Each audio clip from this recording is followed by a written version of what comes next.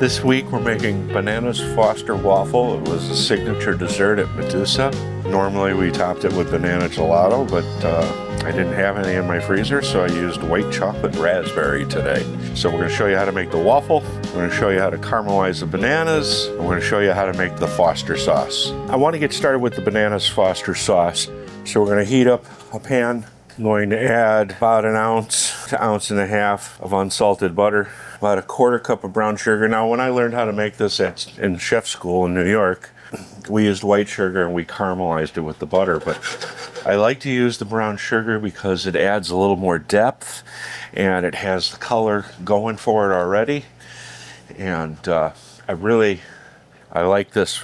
It comes out so much nicer.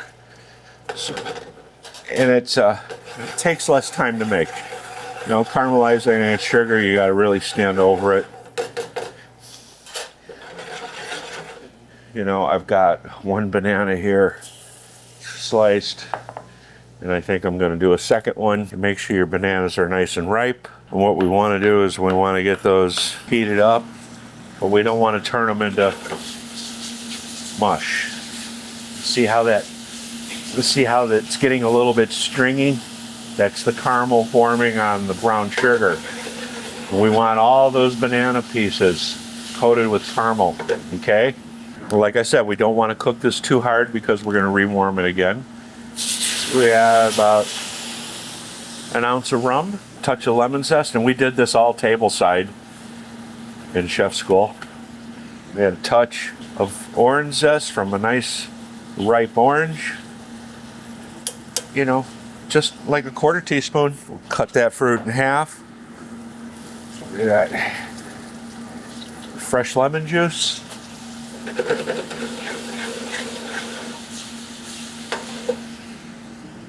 We've got fresh orange juice.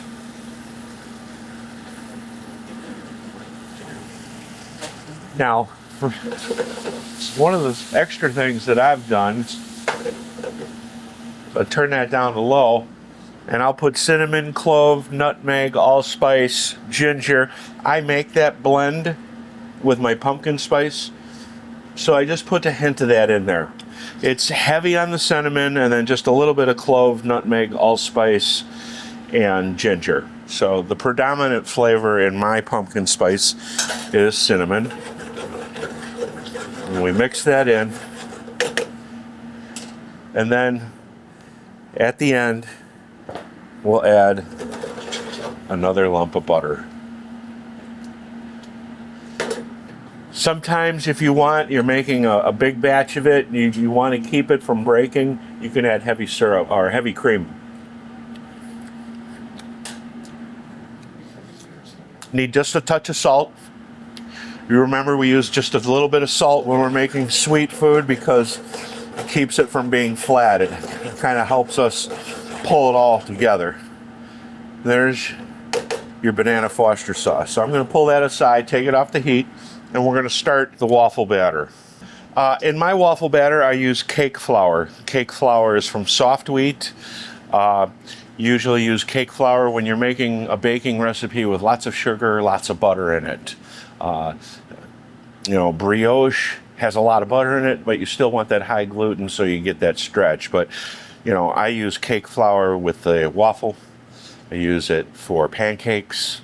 I love to use cake flour for my yeast-raised Danish caramel roll dough.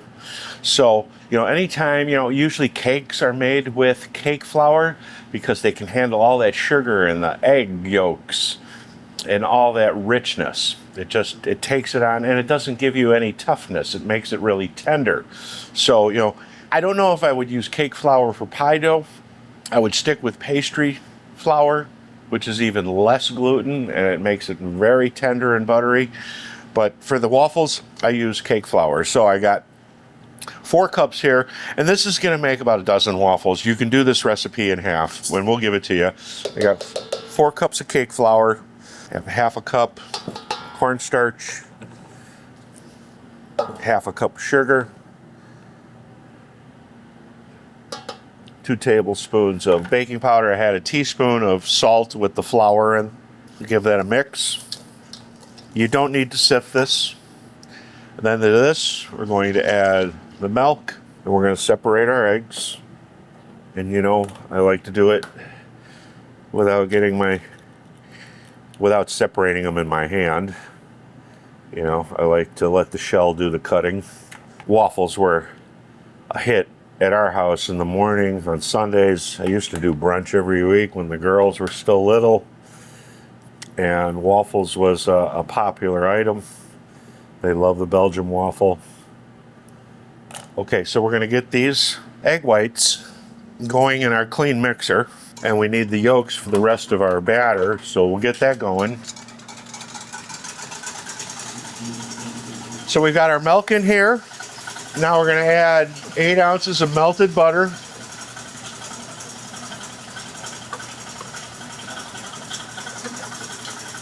And 4 egg yolks. And a tablespoon of vanilla bean paste. If you wanted to, you could add some of the seasoning to the waffle mix. We give this a good stir. You don't want to overmix this, okay? It's okay if it's lumpy. Okay, egg whites, they're about a soft peak right now. You can see they're not real shiny, they're still foamy.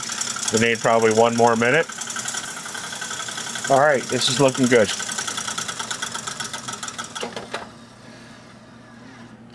We've got a nice stiff peak. This is a batter that you're going to make a half an hour before you make your waffles, and then you're going to cook them one right after the other. That's the best way to keep this batter, is just to cook it fresh and freeze the waffles after they're cooked. So I like to take a whip and do the folding, because I find that it takes less folds with the whip because I've got all those prongs doing the work. We just want to fold that batter like so. Now, if you wanted to make these malted milk waffles, you'd just add a couple of tablespoons of malted milk powder or a teaspoon of pure malt extract for cooking, and you'd put that in with your wet ingredients. Okay, so that's your waffle batter, and I'm going to set that to the side because I made one about 20 minutes ago that's been resting. You want it cold, because what's going to happen is you've got the cold batter with the hot iron, and that's going to give you the crisp. The egg whites in there are going to give you the crisp. So I've got my waffle iron here. Whenever you're heating a waffle iron, anybody who has any experience with it, you heat up the waffle iron while it's still open. Okay, if you close the waffle iron, it'll shut down automatically just to keep you from burning your house down. I'm generously buttering the waffle griddle, and this should take about 6 ounces. This is a 4-ounce ladle, so I got 1.5. I close that, I flip it. We have a timer for 3 minutes. They're taking about 4.5 today. And also, when I make my waffles, I put a sheet pan underneath the waffle iron because of the butter and maybe the overflow that you might get. So have a sheet pan underneath just to keep the counter and everything clean. Now, while that's working, and we've got our Foster sauce done, I'm going to caramelize bananas, which we've done before, but last time I did them, I had super fine sugar, and it didn't work as well as the granulated. There you go, close. And as soon as it starts to caramelize, you move. So you're about 1 inch away from the banana. You want to do this quickly so the banana stays cold and the sugar gets brown. And it's kind of like the creme brulees. You know, you got enough sugar on there to caramelize, but it's not piled on a 1/4 inch thick, and it's not too light where you're not even getting any browning. It's a happy medium.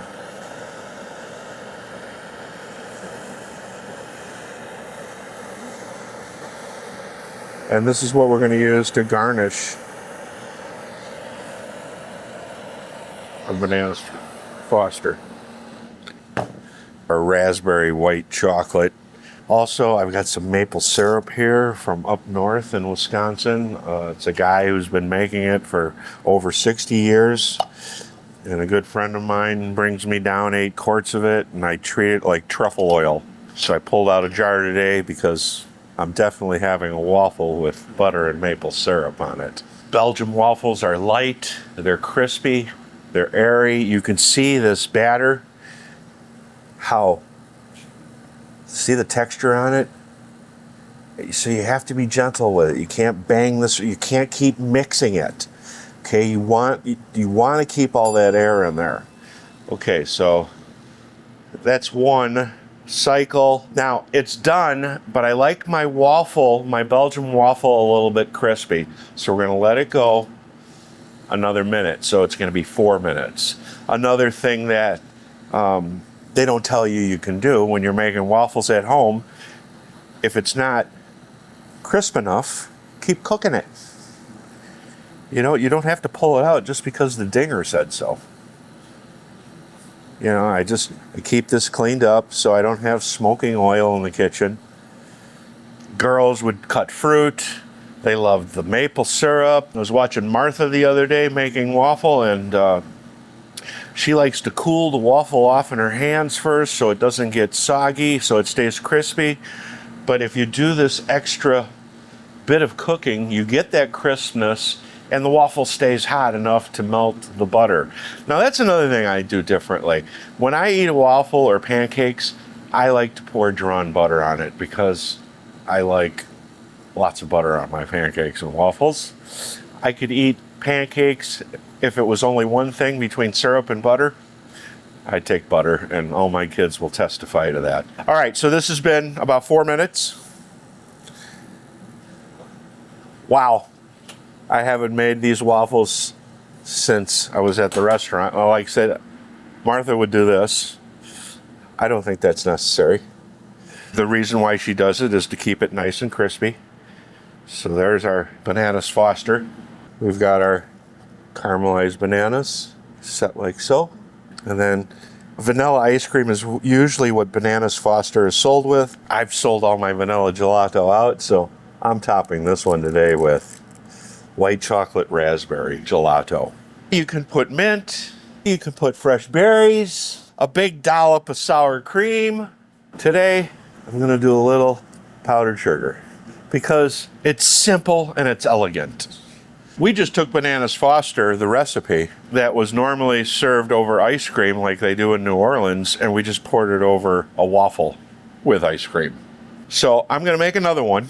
Don't forget to oil with a brush to get in all those nooks and crannies, and you want this butter separated. You want this butter that's oiling the griddle clarified. You don't want any of the milk solids or moisture that comes out of the butter in those cracks, and because you want that to be your non-stick coating, and with the water from the butter in there, then it'll stick. So, you know, you want to use just straight clarified butter for that.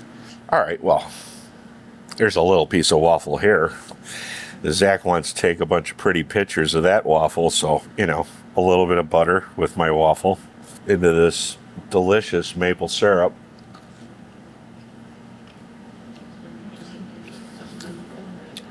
Unsalted butter. Shut the front door. This is delicious. We used to do this, but we stopped doing it, but it was a little drizzle of caramel. And it just added a little touch, but it's almost like gilding the lily. It really didn't need it. So I had it today, but it really doesn't need it, but it does add a nice little touch if you'd like. These bananas that are caramelized, this is a perfect garnish to put on top of banana bread slices. Put this on an English muffin.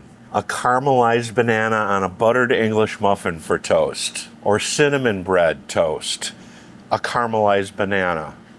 Or with ice cream, a caramelized banana. It takes so little time to caramelize a banana, and it's so delicious. And you could even drizzle a little bit of chocolate or fudge on these.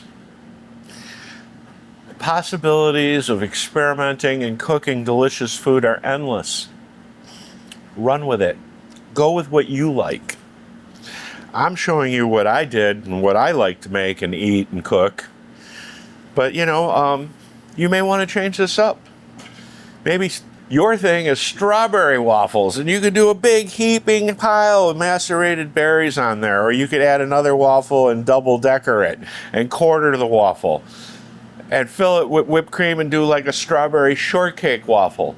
Or you can just do waffles like we know and love them, with butter and maple syrup and bacon or ham or sausage on the side, and, you know, ham and cheese with a couple of poached eggs. So if you want to turn these into pumpkin waffles, you just add 2 ounces of pumpkin meat, you add some pumpkin seasoning or just some cinnamon and nutmeg, and then another 2 ounces of milk to balance out that solid that you added. Okay, so here we go.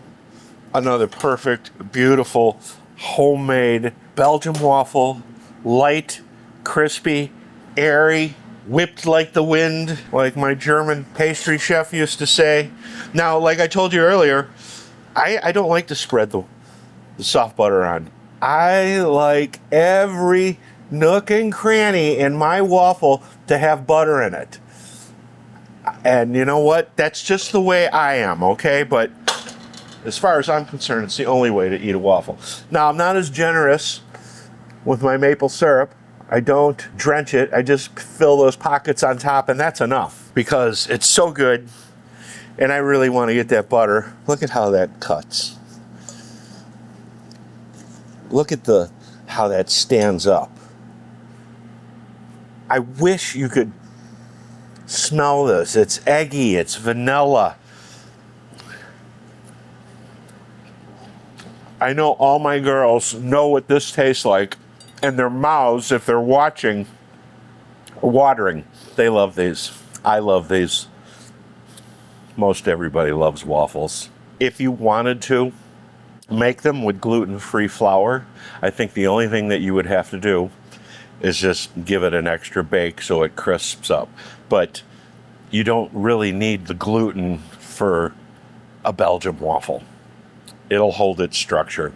So you can try this recipe with gluten-free, and I think you'll be okay. But I have to have another bite. And I know Zach is saying yes.